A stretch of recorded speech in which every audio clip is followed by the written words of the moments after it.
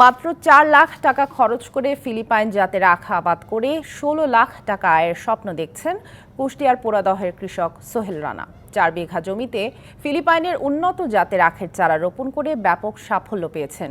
সোহেলের আবাদ দেখে অনেকেই ঝুঁকছেন এ জাতের আখ আবাদে। বছরখানেক আগে কুষ্টিয়ার মিরপুর উপজেলার পোড়াদহের হার্ডওয়্যার ব্যবসায়ী সোহেল রানা ইউটিউব চ্যানেল দেখে ফিলিপাইন জাতের আখ রোপণ করেন। নিজের ৪ বিঘা জমিতে ৩৫ থেকে ৩৬ হাজার আখের চারা রোপণ করে ভালো ফলন পেয়েছেন। আখ চাষে ৪ লাখ টাকা ব্যয় করলেও আশা করছেন ১৬ লাখ টাকা লাভের। প্রতিদিন ১,০০০-১,৫০০ এরকম সেল হয়। চিন্তা করতেছি আরো একটু বাড়াবো, এটার লাভ তো একটু বেশি মনে হচ্ছে। এবার ভালো দাম পাওয়ায় আগামীতে আখের আবাদ আরও বাড়াবেন বলে জানান তিনি।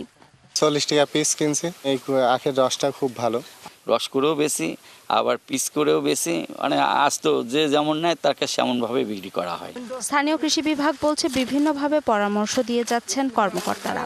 তিনি যতটুকু খরচ করেছেন তার চেয়ে অনেক বেশি এখানে লাভ করতে পারবেন বলে আমরা আশা করছি আর কি। কারিগরি সহযোগিতা এটা একজন কৃষকের জন্য অত্যন্ত গুরুত্বপূর্ণ।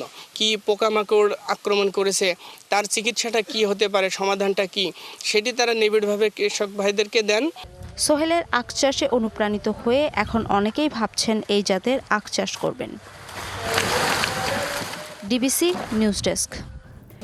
নগদে ৫০০ টাকা বা তার বেশি পেমেন্টে পেতে পারেন ঢাকায় জমিসহ ২০ কোটি টাকার পুরস্কার।